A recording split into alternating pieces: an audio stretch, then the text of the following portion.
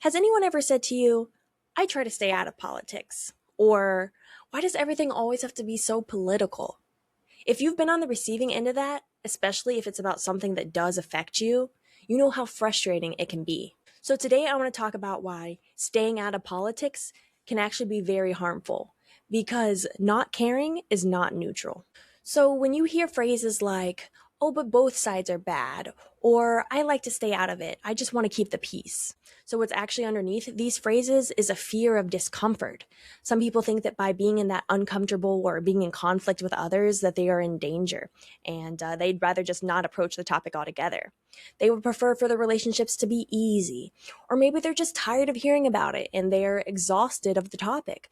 So they think that by being disengaged, they are being more mature, or they're doing the better thing for themselves and for those around them. And to those people, I would say politics is not a hobby and it's not a sports team. Politics isn't some optional interest. It's everywhere and everything, and it directly affects you. Politics is healthcare, housing, wages, education, bodily autonomy, safety. It's who gets protected and who gets punished. Politics is whose lives are treated as more precious than others. Politics isn't just something you step into someday. It's the water that you're already swimming in. And as for that question, why do you have to make everything political? People don't make things political. Systems already are. And sometimes naming that reality just makes people uncomfortable. Saying racism exists isn't making it political. Saying that trans people deserve safety isn't making it political. Naming injustice when you see it isn't trying to start something. By calling injustice political, that's a way of just avoiding dealing with it. Okay, and this one especially gets me going, is when people say, oh, but both sides are bad. There's bad on both sides. Because I think people do it to try to sound mature, like they're greater than everybody around them, but it doesn't actually come across that way. Having moral clarity about what is inhumane and wrong is not extremism. It's not true that everything has equal weight or equal harm. And so when you hear also that phrase, oh, I don't want to choose between the lesser of two evils, why the hell not?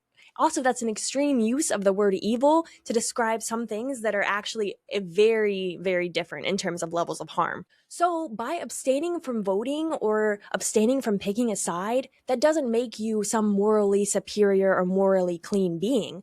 Harm still happens, just without your input. So when someone says that both sides are bad, it's just a way to opt out of personal responsibility, and it's refusing to acknowledge the complexity and the role that you play in trying to make the world a little bit better. And yes, we have to acknowledge that the system is flawed. It is valid to feel disappointed or that no candidate truly represents the ideal world that you want to see. No candidate is ever going to be pure or perfect. But refusing to choose doesn't mean no one gets hurt. It just means that you didn't help in reducing that hurt. And then we have to acknowledge that there is so much privilege wrapped up in not caring about politics. Being able to not care is a privilege because it usually means that you're not directly threatened. Often for the people who say they don't care, the new policies don't affect their body, their safety, their family, or their way of life.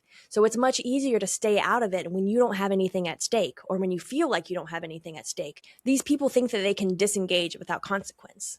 But if it isn't enough for them to care about other humans and how they might be affected, these people should at least realize that they probably will be affected. Them or somebody they know will probably be touched by this policy. And for a lot of people, it's clear that politics isn't something that's abstract. It's daily, it's personal, and it is unavoidable. And now let's address those people who say that they stay out of it because they want to protect the peace. It really makes you wonder, what do they mean by peace? A lot of times they mean just staying quiet. But staying quiet means protecting those in power and maintaining the status quo. Keeping the peace usually means asking the harmed to stay quiet so that the comfortable don't have to feel uneasy. And those with the most power often count on you being comfortable enough and tamping down the voices of others enough that they can maintain the status quo and keep things just as they are, because that is working very well for them. So every time you stay quiet or stay out of it, you are doing exactly what those in power want you to do to maintain the structure as it is. Staying silent is a major choice and often a really damaging one. Throughout history, it's been seen that injustice doesn't start all at once. It advances when people say, "This doesn't affect me," and stay quiet. And then by the time it does become personal, it's too late. So silence doesn't stop harm, it just delays who it reaches. I don't think it helps that some might think that caring about politics means you have to be online 24/7, always reading the news, ready to take down anyone who dares threaten your opinion, and arguing with strangers on the internet. That is an unhealthy way to care about something, to the point that it's actually controlling you. Caring about politics can actually just mean voting. It can mean learning and growing, wanting to know more about what you don't understand. Caring means supporting local efforts and speaking up when it matters.